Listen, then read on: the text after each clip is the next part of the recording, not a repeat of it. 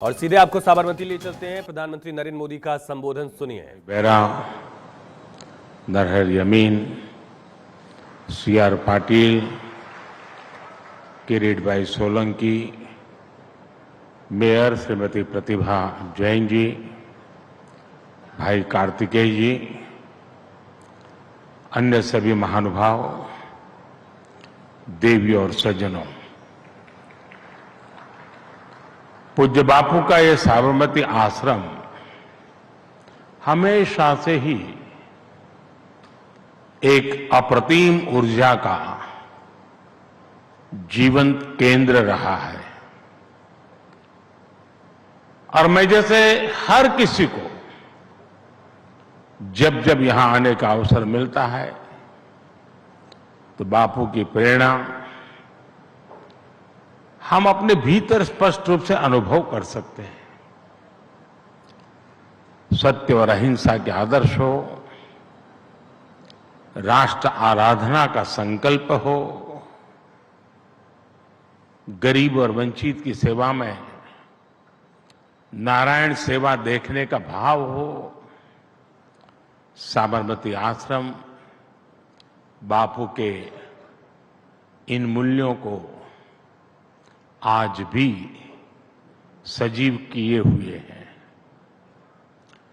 मेरा सौभाग्य है कि आज मैंने यहां साबरमती आश्रम पुनर्विकास और विस्तार का शिलान्यास किया है।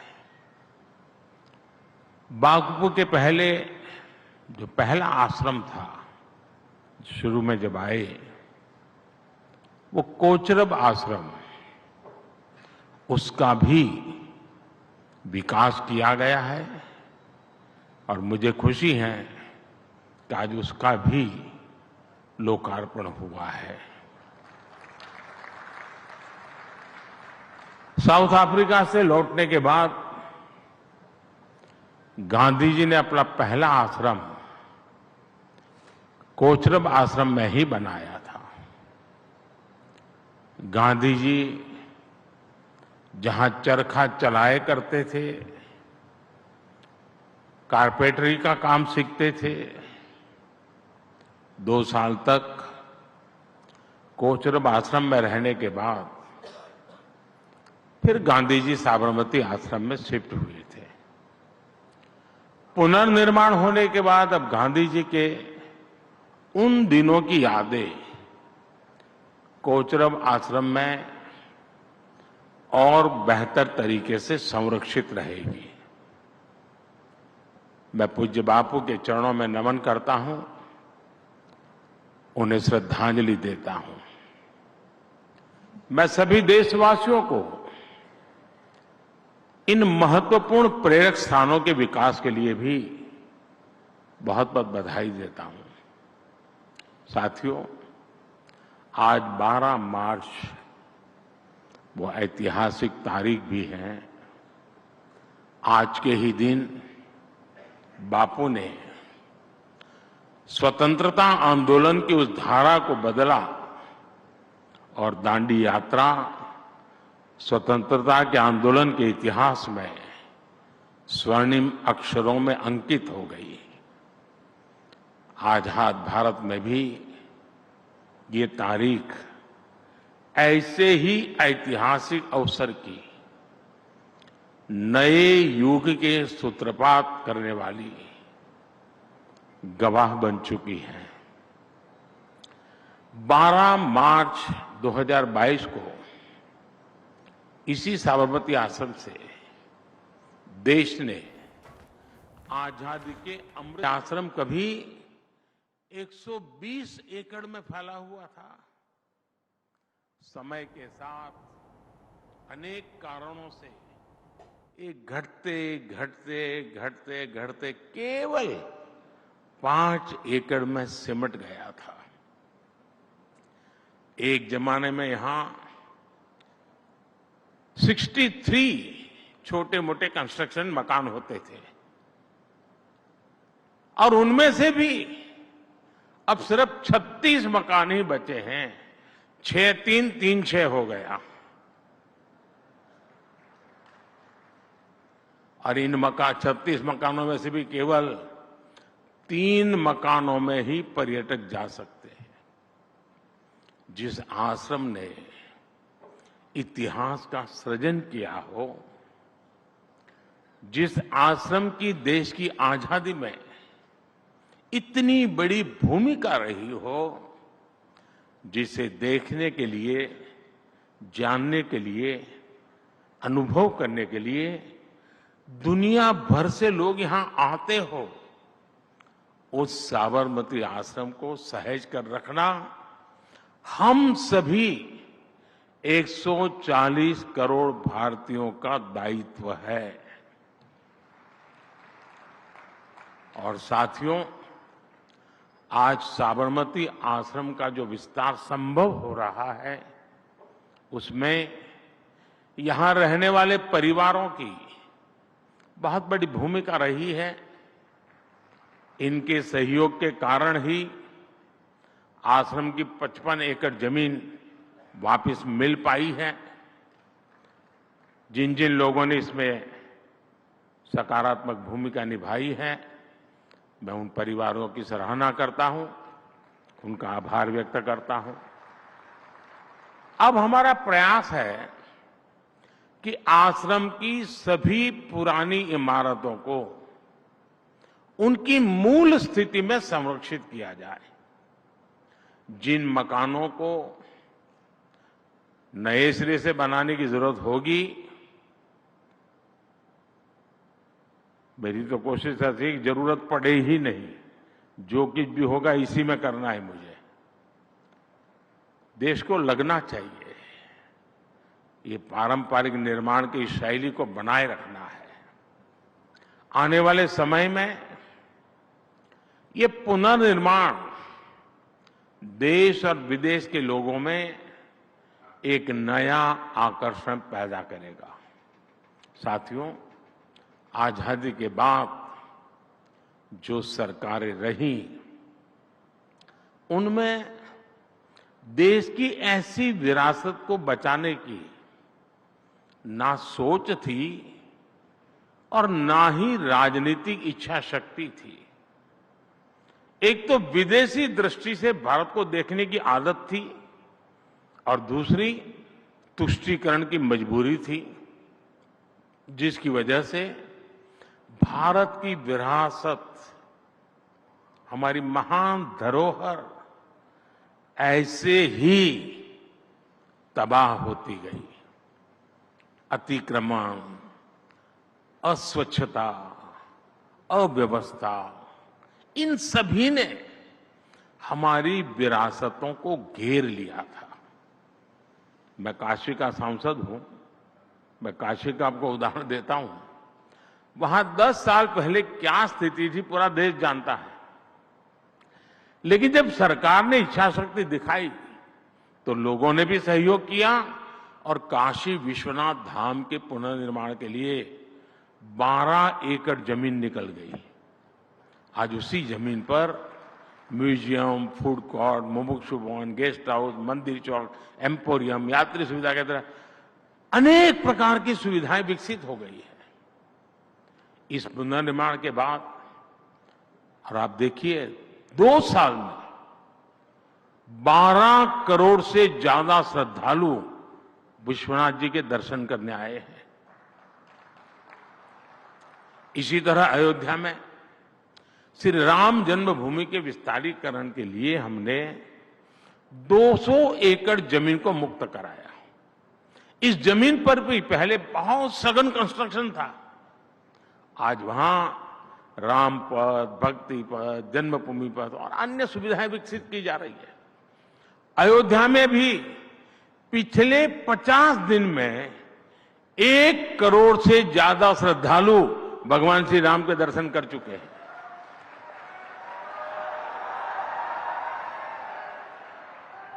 कुछ ही दिन पहले मैंने द्वारिका जी में भी विकास के अनेक कार्यों का लोकार्पण किया। वैसे साथियों, देश को अपनी विरासत को सहेजने का मार्ग एक तरह से यहां गुजरात की धरती ने दिखाया था। याद कीजिए, सरदार साहब के नेतृत्व में सोमनाथ मंदिर का जीर्णोद्धार अपने आप में बहुत ही ऐतिहासिक घटना थी।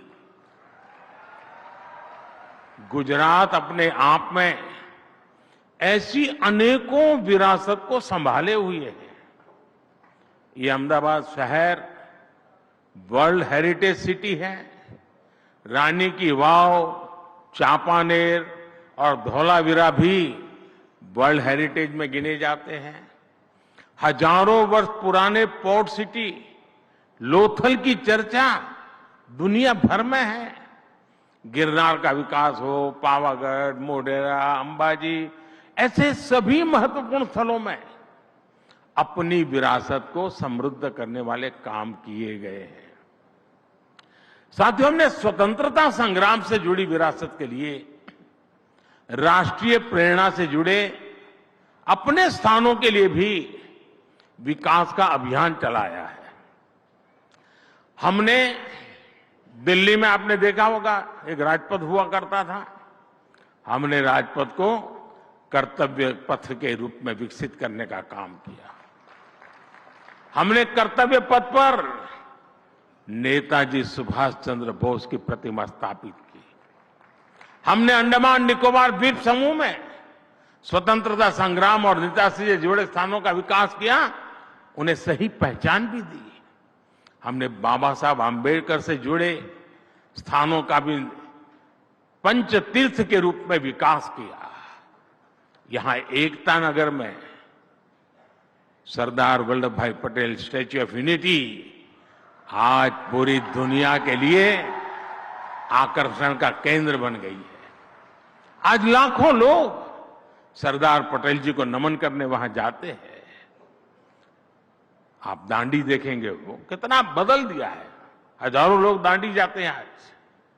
अब साबरमती आश्रम का विकास और विस्तार इस दिशा में एक और बड़ा कदम है। साथियों, भविष्य में आने वाली पीढ़ियां, यहां इस आश्रम में आने वाले लोग यहां आकर ये समझ पाएंगे कि साबरमती के संत ने कैसे चरखे की ताकत से देश के जन मन को आंदोलित कर दिया था। देश के जन मन को चेतनवंत बना दिया था। और जो आजादी के अनेक प्रवाह चल रहे थे, उस प्रवाह को गति देने का काम कर दिया था। सदियों की गुलामी के कारण जो देश हताशा का शिकार हो रहा था, उसमें बापू ने जन आंदोलन खड़ा करके एक नई आशा भरी थी, नया विश्वास भरा था। आज भी उनका विजन हमारे देश को उज्जवल भविष्य के लिए एक स्पष्ट दिशा दिखाता है। बापू ने ग्राम स्वराज और आत्मनिर्भर भारत का सपना देखा था। अब आप देखिए, हम वोकल फॉर लोकल की चर्चा करते हैं। आधुनिक लोगों की समझ में आए इसलिए शब्द प्रयोग कुछ भी हो, लेकिन मूलतः तो वो गांधी जी की स्वदेशी की भावना है। और क्या है? आत्मनिर्भर भारत की महात्मा गांधी जी की जो संकल्पना थी, वही तो है उसमें। आज मुझे अभी हमारे आचार्य जी बता रहे थे, क्योंकि वे प्राकृतिक खेती के लिए मिशन लेकर के काम कर रहे हैं।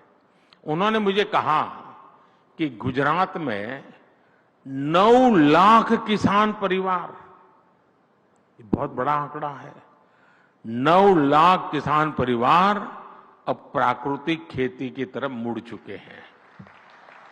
जो गांधी जी का सपना था, केमिकल फ्री खेती, और उन्होंने मुझे कहा 3 lakh metric ton urea Gujarat में इस बार कम उपयोग में लिया गया है। मतलब कि धरती मां की रक्षा का काम भी हो रहा है। ये महात्मा गांधी के विचार नहीं है तो क्या है जी?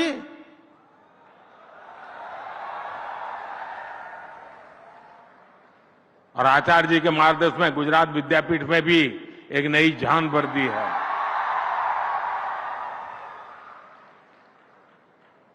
हमारे इन महापुरुषों ने हमारे लिए बहुत कुछ छोड़ा है।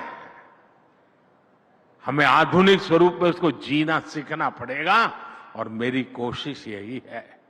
खादी, आज इतना खादी का ताकत बढ़ गई है जी, कभी सोचा नहीं होगा कि खादी कभी, वरना वो नेताओं की परिवेश के रूप में अटक गई थी, हमने उसे बाहर निकाल दिया।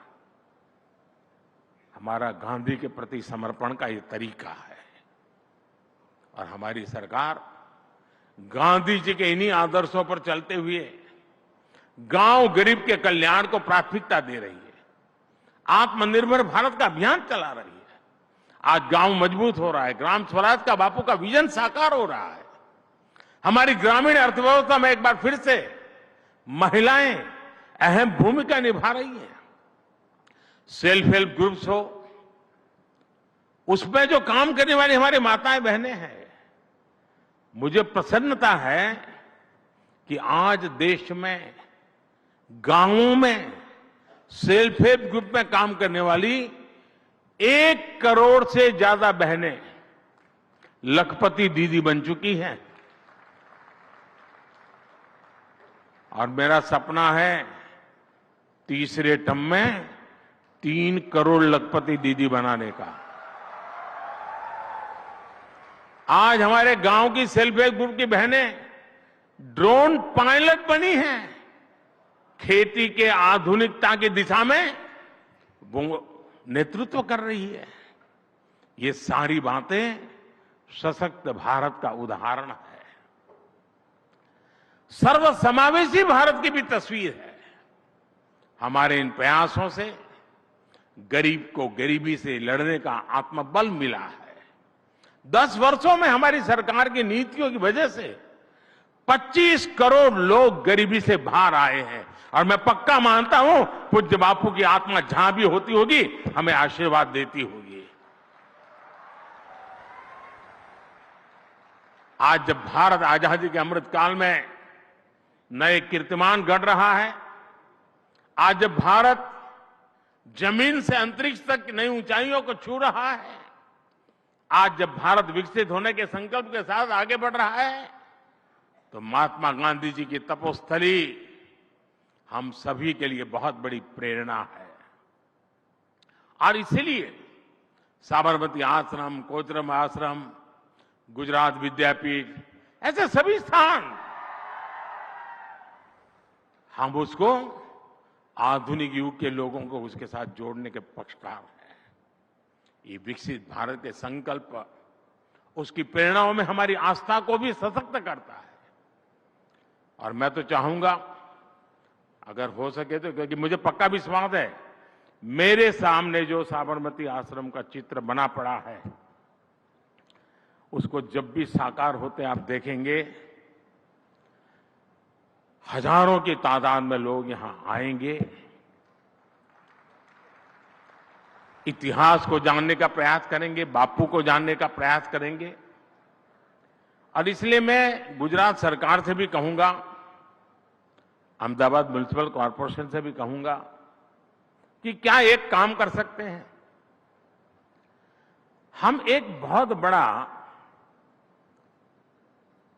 लोग गाइड के रूप में आगे आए और एक गाइड का कंपटीशन करें, क्योंकि ये हेरिटेज सिटी है।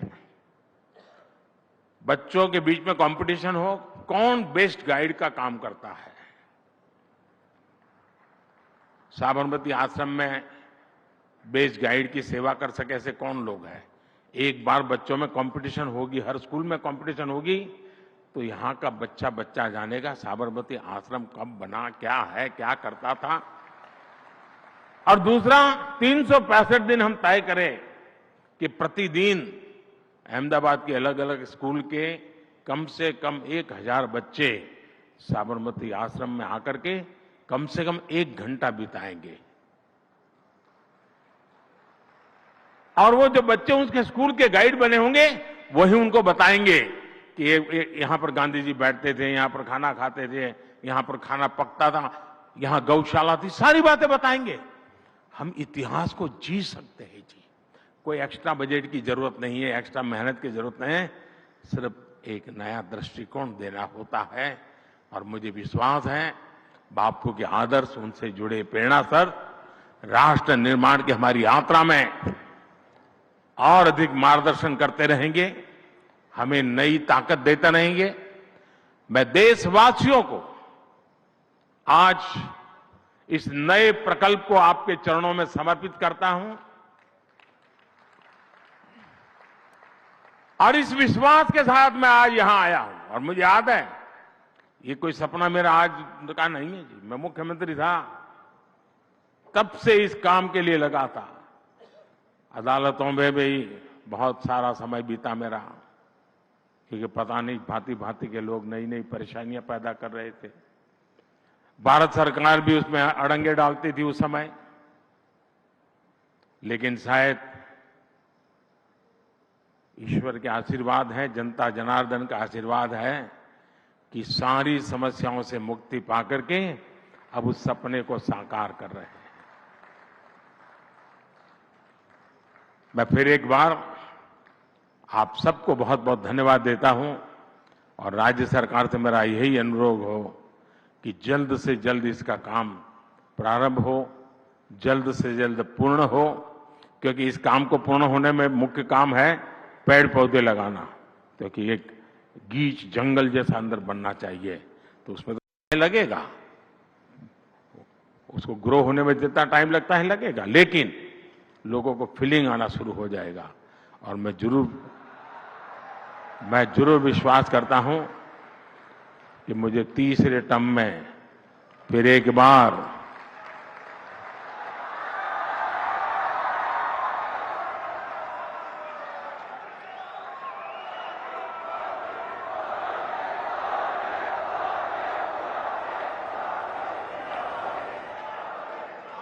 मुझे अब कुछ कहने की बाकी नहीं रहता है। बहुत बहुत धन्यवाद।